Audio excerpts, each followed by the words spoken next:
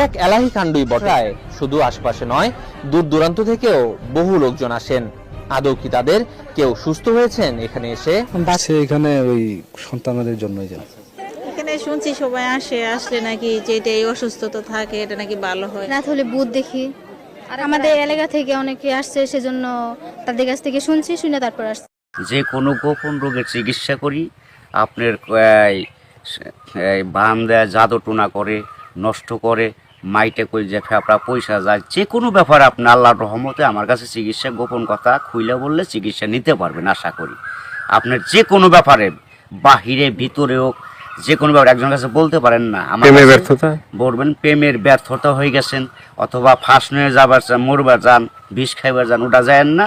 আশা করি আমার সাথে যোগাযোগ করলে প্রেমের মানুষকে কাছে পাওয়া যাইবেন তাড়াতাড়ি। 24 ঘন্টার ভিতরে, 72 ঘন্টার ভিতরে হইব, 24 ঘন্টার ভিতরে, আবার 3 ঘন্টার ভিতরে।